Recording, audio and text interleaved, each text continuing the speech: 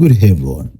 Today's nugget is titled Reversing Curses. And our text is taken from Galatians chapter 3, verse 13. Christ has redeemed us from the curse of the law. He made a curse for us. A curse is a negative spiritual verdict that speaks against a person's progress, peace, fruitfulness, or destiny. It limits delay, frustrates, and afflicts. But the good news is this: Jesus came to reverse curses. The curse was not only for forgiveness, it was also for redemption. Christ became a curse for us so that the curse would lose its legal hold over us. That means what followed your family line, what fought your parents, what resisted others before you does not have to continue in your life. In Deuteronomy 28, curses are linked with disobedience, sorrow, oppression, and failure. But in Christ, a higher covenant speaks, mercy speaks, the blood speaks, grace speaks. When God steps in, barrenness can become fruitfulness.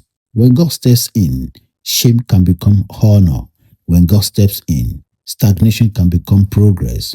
A curse says you will not rise. Grace says you are seated with Christ. A curse says repeat the pattern.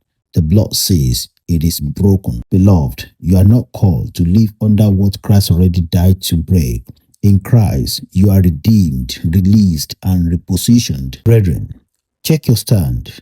Are you still bowing to what Christ has already conquered? And our prayer is, Father, in the name of Jesus, by the blood of everlasting covenant, let every curse working against my life be broken. I reject inherited battles, repeated afflictions, and every evil pattern. Let the power of redemption speak for me, and let every curse be turned into blessing.